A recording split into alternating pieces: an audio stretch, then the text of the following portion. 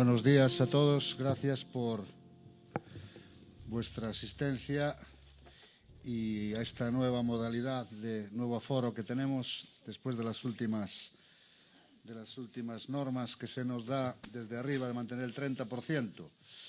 Y estamos muy justitos. Seguir, por favor, dando los nombres al WhatsApp o al correo o al Facebook nuestro para seguir sabiendo quién va a asistir la semana que viene.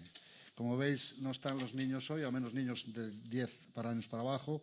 Pero la idea un poco es que la semana que viene vengan el cónyuge que hoy no estuvo y así vamos alternando. Es lo que podemos hacer de momento, porque estamos con todo nuestro deseo intentando no cerrar o mantener las reuniones dentro de lo posible. Bien, esta mañana vamos rápido con la palabra. Quiero compartir algo en relación al Evangelio de Juan, capítulo 21, versículo 15. Es la famosa escena de cuando los discípulos fueron a pescar, no pescaron nada, Jesús les dijo echar la red a la derecha de la barca, pescaron una gran pesca y después vinieron a la orilla. Allí en esa orilla aparece una situación muy particular en la cual Jesús confronta a Simón Pedro y le hace esta pregunta. Simón, hijo de Jonás, dice, ¿me amas más que a estos? Después le repite la pregunta 3 veces más, o sea que 4 veces le pregunta ¿me amas? Pero en esta hay algo en particular y es que utiliza, una comparación. ¿Me amas más que a? No hay ningún indicio ni ninguna exégesis en relación a qué se refería con estos. Hay quien opina que eran los otros apóstoles o los discípulos que estaban con él y hay quien opina que eran los aparejos de pesca, porque de hecho habían retomado algo que habían decidido dejar. De todas maneras, la realidad es que sea una cosa, sea la otra, o sea algo que ignoramos y que, repito, que la palabra no revela, ni creo que es necesario que revele, está hablando de un amor como prioridad, ¿verdad? Amar más que a. Amar más que a. Y quiero por unos minutos hablar de algo que estuve esta semana leyendo sobre la vida de una persona, un cristiano tremendo, que es extrabíblico, no es alguien de la Biblia, es fuera de la Biblia, estoy hablando de San Agustín, Agustín de Hipona, y algo que San Agustín tenía una obsesión por este tema y desde que oyó a Cicerón era un escritor romano que decía, toda persona se propone ser feliz, pero la mayoría es completamente miserable. Esto lo decía Cicerón. Entonces Agustín le chocó esta palabra y concluyó que el descontento, es el ser miserable, tiene una causa funcional y una fuente principal. Había una razón de por qué la gente no es feliz, ¿verdad? Y lo que San Agustín llegó a decir, y yo lo que voy a decir que dijo San Agustín, yo lo afirmo, yo estoy totalmente de acuerdo con él, si no, no lo diría, no lo presento como un argumento al margen, digamos, para dar conocimiento, sino porque algo con lo que me identifico. Y San Agustín decía que los afectos, es decir, el amor, dice, en el individuo están desordenados. Es decir, amamos, pero no amamos en la prioridad que deberíamos de amar. Y San Agustín también decía que estamos fundamentalmente moldeados, es decir, somos lo que somos, no tanto por lo que creemos, ni por lo que pensamos, ni por lo que hacemos, sino por lo que amamos. Es decir, que el amor, vuelvo a repetirlo, dice que nuestro fundamento no es ni lo que hacemos, ni lo que pensamos, ni lo que creemos, sino lo que amamos. Porque el amor es lo que dirige y mueve nuestras vidas. Y yo quiero llevarte una reflexión profunda porque creo que esto está en línea perfecta con la Biblia. Entonces, mucho de lo que hacemos está en función de lo que amamos. Si tú por las mañanas te apetece ir a dar un paseo, es algo que amas, ¿verdad? Si todas las cosas que de la vida realizamos, sea el ocio, sea el trabajo, sea la familia, sea venir a la iglesia, si tú estás aquí es porque amas la iglesia en alguna medida. Y en estos tiempos, sin duda, que lo revela. porque el amor es la fuerza más fuerte que hay en el universo, la más fuerte. Y por eso Jesús lo demanda de nosotros como primer mandamiento. Y ahí ya entramos un poco en el tema. Dice, porque si amamos, vamos a hacer. No si hacemos, amamos, sino por si amamos, vamos a hacer. Y por eso dijo, amarás al Señor tu Dios con toda tu alma, tu mente, tus fuerzas, ¿verdad? Y tu corazón. Eso es el requerimiento divino. Mateo 22, 37 y 38. Amarás al Señor tu Dios. Y aquí ya está poniendo una prioridad, porque exige todo. Y repito, y cuando dice y decimos que este es el primer mandamiento, no es por orden numérico, sino por orden de importancia. Porque es el primer mandamiento, tanto en el Antiguo como en el Nuevo Testamento. El amor a Dios es lo prioritario, ¿no? Y fijaros, el propio San Agustín decía, y repito, me identifico, decía que las virtudes humanas no son más que formas de amor. Por ejemplo, la valentía es amar el bienestar de tu prójimo más que tu propia seguridad. La honestidad, amar los intereses de tu vecino más que los tuyos propios. La generosidad, amar las necesidades de tu vecino más que las tuyas. El servicio, amar más el deleite de tu prójimo que el tuyo. El perdón, amar más la liberación del castigo del ofensor que tu propio deseo de venganza o de resarcimiento, ¿verdad? Y la humildad es amar más la honra y el prestigio de los otros que el tuyo propio. Aunque esto parezca filosofía, es pura Biblia. Porque entendemos que las virtudes es como consecuencia de que amamos algo más que nuestro propio beneficio. Ahora, Jesús lo dijo que toda la ley se resume en amar a Dios y amar al prójimo. Está en Mateo 22, del 36 al 4. Y como hablamos de definir las virtudes, también vamos a definir los pecados.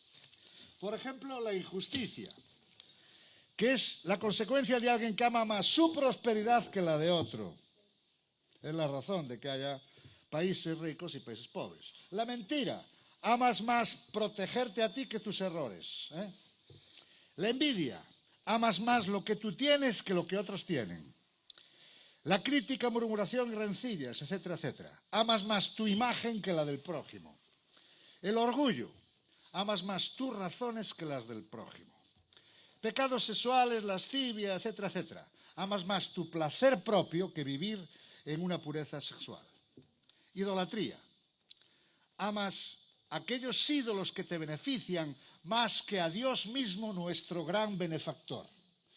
Fíjate que toda esta relación de virtudes y de pecados, ¿verdad?, es una manera, una perspectiva, sin duda, que nos hace ver realmente que amamos, cuando pecamos, hay una cosa que amamos más que otra, y cuando tenemos una virtud, exactamente igual. Entonces, como veis, esto todo se conduce nuestra vida. Porque tú, repito, haces aquello que amas, generalmente, ¿verdad? Entonces los afectos tienen un orden y a menudo amamos las cosas menos importantes y amamos menos las cosas más importantes. Pero que tenemos que saber que lo que amas en este momento, ¿verdad?, es lo que controla tu acción, tu movimiento, tu hacer. Y ahora vamos a dejar un poco de hablar ya tanto filosóficamente, aunque todo esto, repito, es muy práctico, para hablar ¿qué quiere decir todo esto? Bueno, que hay desórdenes en nuestra vida que obedecen precisamente al desorden de nuestro amor y de nuestros afectos. Por amar, digamos, de forma equivocada. No hay nada malo en amar tu trabajo. Pero si amas tu trabajo más que tu familia, esto te va a traer desorden y hasta puedes arruinar la familia, como ha pasado. ¿Verdad? Sin embargo, el máximo desorden de nuestro afecto, de nuestro amor, está en la fuente principal de nuestro descontento, y es no amar a Dios supremamente. Y voy a ponerte algunas cosas que te van a hacer temblar. Esto no es de San Agustín, es de San Segundo. Los seres humanos somos hechos a imagen y semejanza de Dios, de un Dios trino, que es Padre, Hijo y Espíritu Santo. Los tres se aman perfectamente. con locura. La revelación de la Trinidad en la Biblia es una realidad que cualquiera puede ver a la medida que la estudia, ¿verdad? Se aman y fruto de ese amor viene el segundo fruto, que es el gozo. Cuando uno ama, y esto pasa en la vida normal también, hay gozo, es la realidad. Aquello que tú amas, te gozas. Entonces, el gozo es la consecuencia del amor. Por eso, el amor a Dios, cuando Dios es primero, va a traer supremo gozo también. Ahora, a veces recurrimos, entonces el gozo es una señal del amor a Dios. Así como estamos hablando que el gozo también es una señal del amor a otras cosas, pero un gozo diferente, pero el gozo de Dios es una señal del amor a Dios. Y recurrimos a cosas en el mundo para que nos den ese gozo, pero no es posible, es que no es posible. Porque la razón por que los bienes terrenales no satisfacen es porque fuimos creados por un grado de deleite y realización que no pueden producir, es decir, no está pensado, no está diseñado. Que las cosas materiales produzcan el gozo que Dios quiere que tengas, que produzcas, que salga de ti. Entonces, ese gozo solo te lo puede dar el amor a Dios cuando Dios es prioritario. Todas las cosas son hermosas. La familia, el trabajo, el dinero bien entendido, la naturaleza, los hobbies, el descanso. Pero ¿hay algo más hermoso que Dios?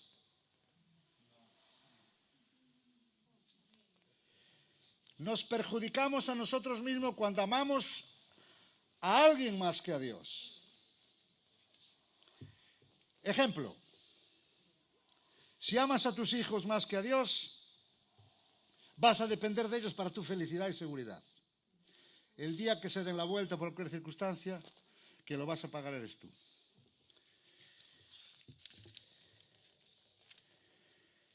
Si nuestro éxito, nuestra felicidad y nuestro sentirnos amados depende de eso, repito, el día que algo falle, y fallarán, porque el único que no te va a fallar es Dios. Es lo que dice la Escritura. Ningún ser humano, ninguna institución, ningún objeto humano puede estar a la altura de Dios. Si amas a tu trabajo o carrera más que a Dios, inevitablemente esto traerá un conflicto relacional y físico, sin duda. El dinero y el trabajo son maneras de apoyar a tu familia, pero no son tu fuente de seguridad y contentamiento. Él sí lo es. Perdóname lo que te voy a decir ahora, que es muy fuerte. Te voy a poner un ejemplo. Imagínate que vives una larga vida.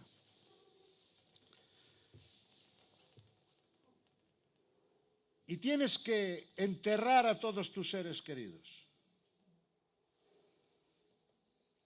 Si ellos son tu mayor fuente de contentamiento, imagínate lo que te espera. Dios no vamos a enterrarlo nunca.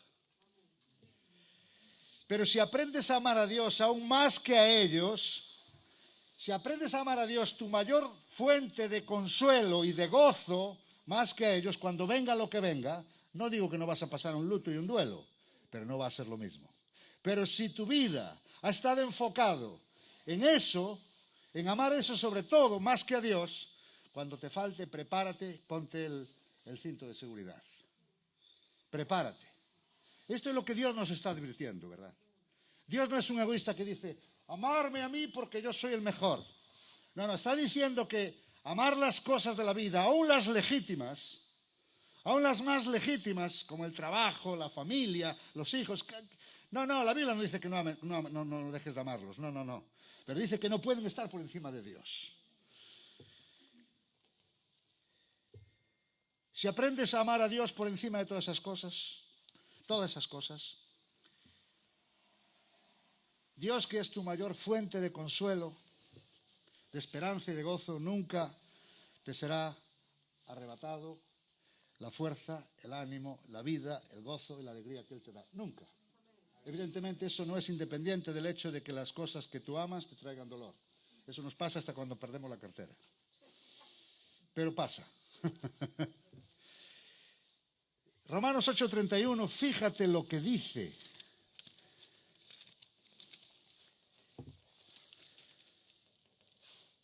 Dice, ¿Qué pues diremos a esto? Si Dios es por nosotros, ¿quién contra nosotros?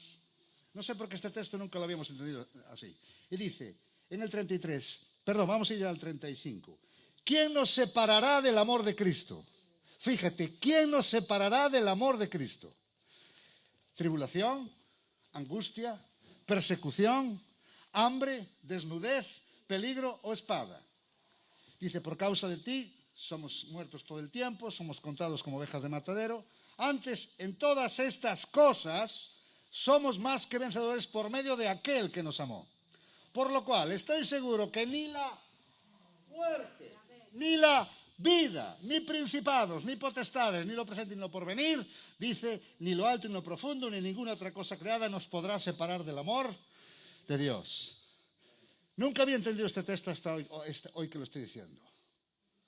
¿Qué significa esto? Significa que cuando Dios le estamos amando, ¿verdad? Ese amor nos va a mantener a salvo de toda esta sucesión continua de desgracias, a todos los niveles. ¿Qué pasó en los circos romanos? Donde nuestros hermanos en Cristo, la iglesia primitiva, fue ajusticiada de la forma que lo fue, expuestos allí que eran comidos vivos por los leones y estaban alabando a Dios. ¿Cómo es posible? Solo hay una respuesta, y es que Dios era el primero en amor a sus vidas. Era lo primero que amaban. Porque cuando esa gente se convertía precisamente a un Dios que en algún momento alguien les podía pedir la vida, les podía llevar a un circo, echarlo a las fieras, y sin embargo ellos no iban a negar a un Dios en el que habían puesto de primero. Y cuando Dios es primero, ni la persecución, ni los demonios, ni la muerte, ni la vida, ni ninguna circunstancia, ningún tipo va a poder con uno. Lo que pasa que cuando Dios está en tercer o cuarto lugar en nuestra vida, evidentemente ya no es la fuente del gozo, ya no es la fuente de consuelo, ya no es la fuente que nos da fuerzas para mantenerlo, ¿no? Entonces, busca primero el reino de Dios, su justicia, y todas estas cosas, dice, os serán añadidas. Esto puede aplicarse perfectamente. Dios tiene que ser primero. Y en la medida que reorientamos nuestro amor a Dios, amarlo con todo el corazón y amarlo por quien es, no solo por lo que Él me da, entonces solo vendrá lo que la Biblia dice, el contentamiento, el gozo, el consuelo. Y no estoy diciendo palabras para rellenar nada. Así es. El concepto teológico de Dios me ama no te va a ayudar. O sea, tú que lo sepas, Dios te ama. ¿Y qué? Esto no va a cambiar tu corazón. El amor no se genera ahora porque yo diga, tienes razón, sí señor, hay que amar a Dios. Esto no te va a ayudar. Esto no es nada más que una diagnosis que hace un médico. Ahora hace falta el tratamiento. Ahora hace falta las medicinas. Que lo sepas no te cambia el corazón. Tienes algo hecho, ya sabes que hay un problema. ¿Cómo podemos amar a Dios más que a nada entonces? La Biblia nos da 5, que las voy a citar prácticamente. No me voy a dedicar mucho porque es muy sencillo. En primer lugar, el conocimiento de Él. La Biblia dice que Dios pagó nuestros errores, pagó nuestros pecados. Y eso es un motivo de gratitud. Es un motivo de amarle, ¿verdad? Y eso lo encontramos en la medida que le conocemos en la Escritura. En la medida que encontramos en la Biblia lo que Dios hizo por nosotros. Alguien dijo que a lo largo de la historia, y aún hoy, el hombre siempre ha querido ser Dios. Ahí tenemos el ejemplo de los superhéroes. Te fijas que no hay película que nos saquen de un superhéroe. Porque es lo que todos queremos ser, un Superman, un Iron Man, no sé, Mujer Maravilla. Esa es una manera de ser dioses. Pero solo ha habido un Dios en la historia que ha querido ser hombre. Solo uno que se encarnó, uno que se humilló, uno que se bajó, uno que se rebajó. O como dice el griego, uno que se humanó. Se hizo hombre. Y esto lo encontramos en la medida que en la Escritura Él se nos va revelando. Lo vamos amando, ¿verdad? Fíjate lo que dice Lucas 22, 19. Es un verso típico de la cena del Señor. Cuando Jesús tomó la cena del Señor dice, este es mi cuerpo que por vosotros es partido. ¡Qué fuerte! Y lo decimos casi así como, este es mi cuerpo que por vosotros es partido. El cuerpo físico de Jesús fue partido, literalmente, físicamente, psicológicamente, en burla, en crítica, en juicio. Hace unas semanas hablábamos de los 30 y pico sufrimientos que tuvo Jesús diferentes en la cruz, ¿verdad? Este es mi cuerpo que por vosotros, no fue por él, por vosotros es partido. Dios nos está diciendo, yo me he hecho frágil, vulnerable, destruible, morí por vosotros. Por eso este mensaje está tan enfatizado en las Escrituras, para despertar en nosotros el amor de Dios y el amor a Dios. En segundo lugar, también con base en la última cena, Lucas 22:15, dice, cuando Jesús juntó a los discípulos para la última cena, dice cuánto he deseado comer con vosotros esta Pascua antes que padezca. ¿Qué es esto sino deseos de intimidad? Quiere intimidad con nosotros. Quiere una relación íntima, pero fíjate, pero os digo que no la comeré más hasta que se cumpla en el reino de Dios. Dijo, qué pena, lo que voy a tener que esperar para volver a estar otra vez con vosotros. Y dice en el 18 otra vez, pero os digo que no beberé más del fruto de la vid hasta que el reino de Dios venga. Fíjate cómo Dios desea la comunión, desea la intimidad, no una cosa superficial, estar contigo, hablar contigo, oírte, compartir, ¿verdad? Lo que sabemos que es la intimidad. Y no vamos a hablar aquí de la intimidad porque llevaríamos mucho tiempo y es verdad, no es un tema que conocemos muy bien, intimar con Dios. Dios busca la comunión, busca la intimidad y tú debes de buscarla también, porque eso es lo que hace una pareja de novios.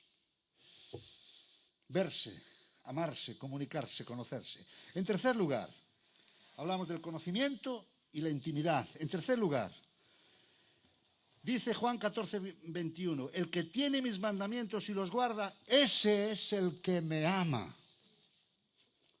El que los tiene y los guarda, ese es el que me ama. Ahí estamos amando a Dios cuando le obedecemos. Por eso no hay excusa. En la medida que obedecemos a Dios, le estamos amando. Así ocurre. Esto no es mágico, es bíblico. Es decir, nosotros entramos en la dimensión del amor a Dios en la medida que hacemos lo que Él nos manda. ¿Verdad? En cuarto lugar, dice 1 de Juan 2:15, no améis al mundo ni las cosas que están en el mundo. Si alguno ama al mundo, el amor del Padre no está en él. Ya sabéis lo que dice, porque las cosas del mundo, todo lo que hay en el mundo, deseo de los ojos, deseo de la carne, vanagloria de la verdad de la vida, no proviene del Padre, sino del mundo. El gran competidor del amor de Dios es el mundo, con sus fantasías, con sus luces de colores, con sus guirnaldas de supuestas alegrías, intentando llamar nuestra atención para que no amemos a Dios y amemos al mundo. Cuando el mundo es pasajero, el mundo no tiene nada que darnos y nos damos cuenta, ¿verdad?, que tarde o temprano aquellas cosas que pensamos que eran la última Coca-Cola en el desierto, al final nos satisfacen, ¿verdad? Decía un filósofo francés que Dios ha puesto en nosotros un deseo infinito que no puede ser mantenido ni puede ser satisfecho con cosas finitas, con cosas limitadas, con cosas materiales. Solo Dios puede llenar a Dios en nuestras vidas, solo. Dios ha puesto algo infinito y por eso la gente bebe, se droga y se digamos, divierte y hace cosas que evidentemente sabemos que a la larga son perjudiciales, intentando llenar un vacío que, repito, solo Dios puede llenar. El mundo no puede llenar el corazón humano. Y por último, la quinta cosa que nos lleva al amor de Dios, a amar a Dios, aparte del conocimiento de Él, aparte de la intimidad con Él, aparte de la obediencia y aparte del no amar al mundo, es el Espíritu Santo, ¿verdad? Romanos 5:5 dice lo que dice. Dice, y la esperanza no avergüenza porque el amor de Dios ha sido derramado en nuestros corazones por el Espíritu Santo que nos fue dado. dice que el amor de Dios ha sido derramado, ¿por quién? Por el Espíritu Santo. El Espíritu Santo es muy importante para que el amor de Dios sea derramado en nuestras vidas. Cuando Dios nos derrama su amor es precisamente para que nos enteremos, sepamos, conozcamos que Él nos ama, ¿verdad? Y fruto de ese amor nosotros respondemos con amor, porque es lógico. Así funciona todo en la vida, ¿verdad? Respondemos a aquello que nos ama de una forma. El que eres indiferente, pues mantenemos la indiferencia. Pero dice que el amor de Dios ha sido derramado, y la palabra derramar es una palabra para líquidos. Se derraman los líquidos, se derrama el agua, se derrama el aceite, ¿verdad? Se derraman cosas que fluyen. Y ese líquido, ¿verdad? Te empapa, te sumerge, te llena. Y es lo mismo el Espíritu Santo. El derramamiento del Espíritu Santo es una operación en la cual el amor de Dios es derramado como un líquido, exactamente igual, algo que puedes notar y que puedes experimentar. Por eso a veces decimos, ¿verdad?, en algunos momentos puntuales, pero ciertos, buenos momentos de comunión, buenas reuniones, momentos donde está el Señor de una forma muy especial, dije, hoy noté la presencia de Dios, notamos el amor de Dios. Y eso nos da la seguridad que Él nos ama, y entonces nosotros respondemos evidentemente con amor. Por eso necesitamos vivir en el Espíritu, necesitamos andar en las cosas del Espíritu, ocuparnos en las cosas del Espíritu, porque el Espíritu Santo derrama el amor de Dios y lo necesitamos. Y a lo mejor a veces dirá, nadie me ama, nadie me quiere, soy una persona olvidada de todos, pero el Espíritu Santo viene y dice, no, Dios te ama, y si te ama la persona más importante del universo, el creador de cielos y tierra, realmente no debes preocuparte que los demás no te hagan ni caso, ¿verdad? Entonces el amor de Dios ha sido derramado en nuestros corazones por el Espíritu Santo que nos fue dado. He terminado. Solamente un hecho final, y es que estudiando este tema, y creo que estos 5 puntos son fundamentales: Espíritu Santo, el no amar al mundo, la obediencia, la intimidad y el conocerle cada día más, ¿verdad? Estos 5 aspectos son fundamentales para que nosotros podamos, en la práctica de ellos, amar a Dios más y no amar otras cosas, ¿verdad? Ahora,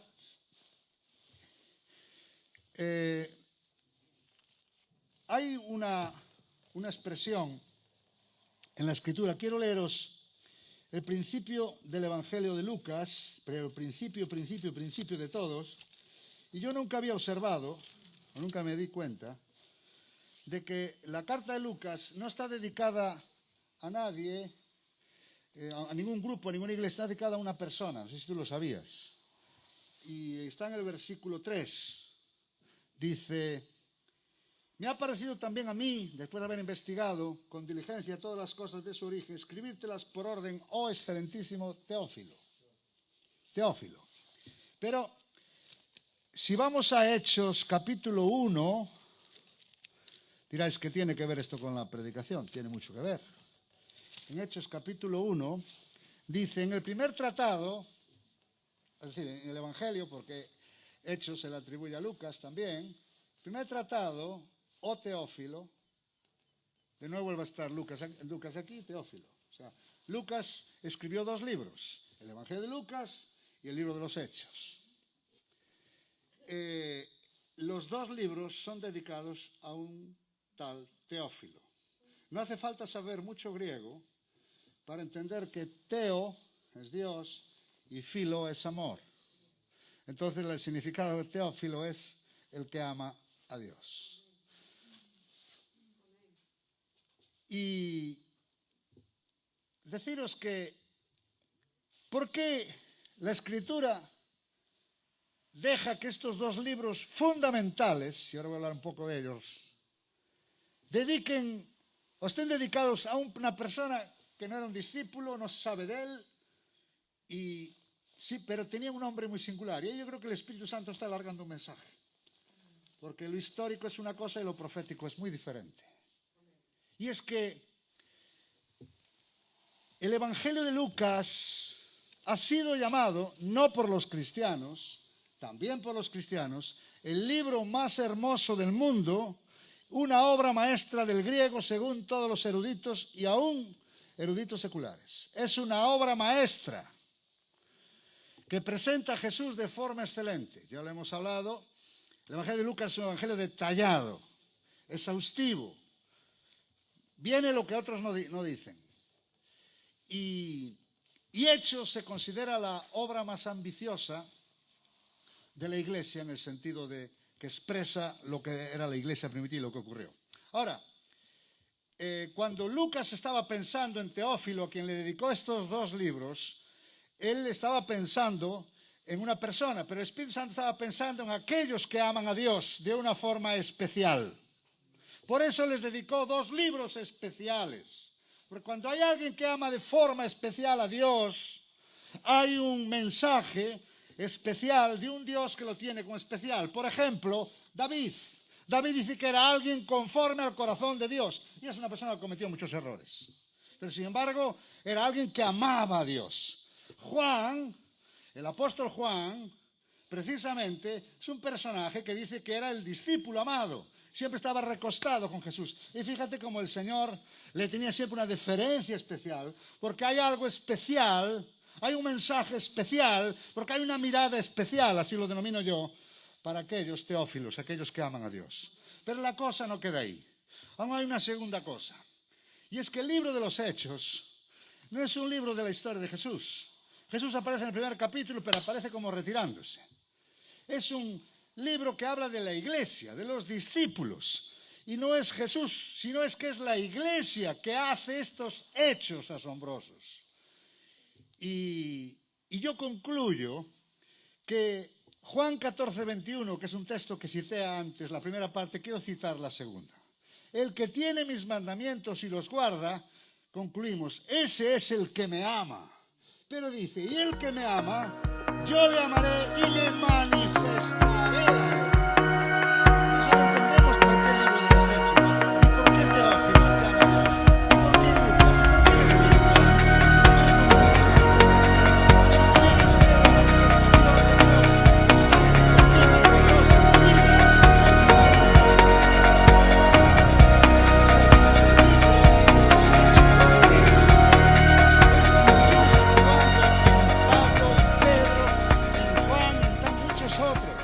es un Dios glorificándose en un ser humano, vil, miserable, pecador, inútil, pero herramienta útil en las manos de Dios. Pero gente que amó a Dios. Porque ninguno de estos personajes que hay aquí no dejaron de amar a Dios todo el tiempo. Todos eran apasionados.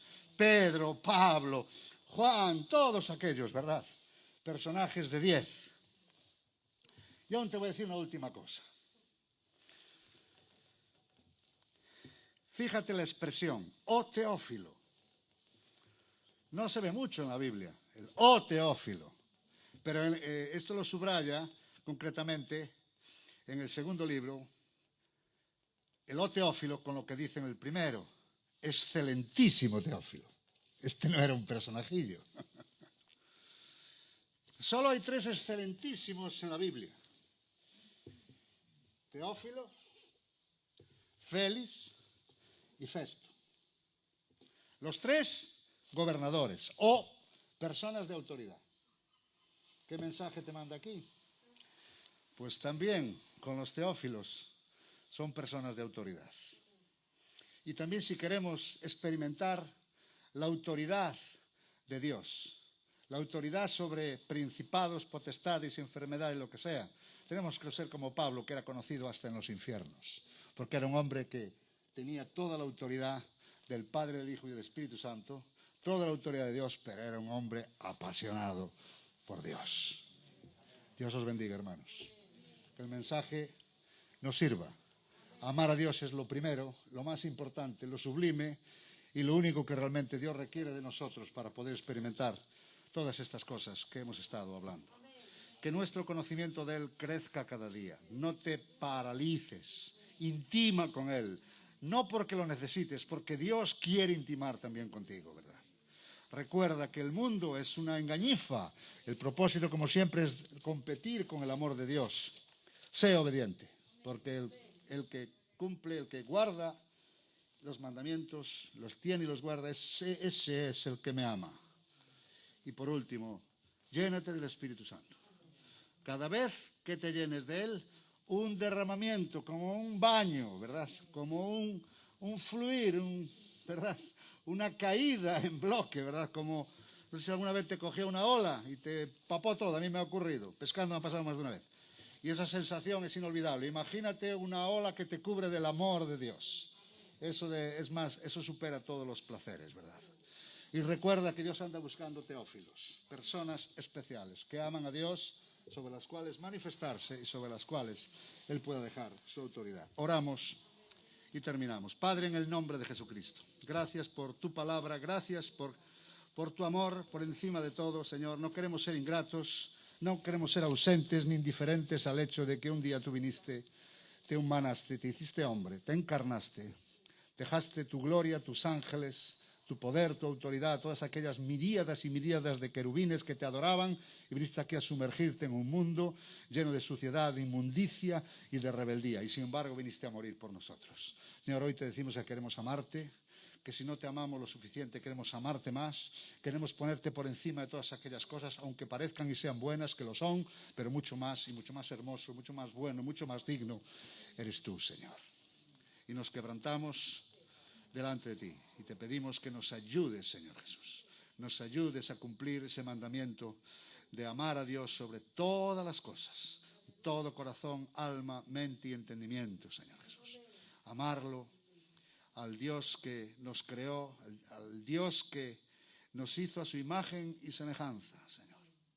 Cuando tú ves el planeta, cuando tú ves el universo, lo más parecido a ti, con quien quieres tener comunión es precisamente con nosotros. Y no queremos defraudarte.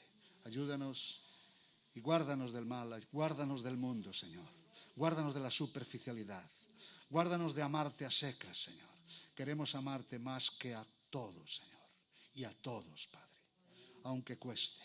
No queremos despistarnos de la fuente de consolación, de gozo y la fuente de felicidad que eres tú. En el nombre de Jesucristo. Amén. Bien, hermanos, concluimos esta reunión. Este domingo, como siempre, tendremos allá al final los que queráis ofrendar y también deciros que los miércoles estamos un microestudio que durará 1 o 2 semanas más sobre los errores que cometemos ante las crisis. Como estamos en una crisis, una policrisis, ya nos llaman la crisis la policrisis, hay una crisis sanitaria, pero hay una crisis psicológica tremenda. La gente está rompiéndose la cabeza mucho. Y aparte las crisis económicas y sociales que vienen asociadas, quiere decir que algo tendremos que aprender. Dios os bendiga, pasarlo bien y buena semana para todos.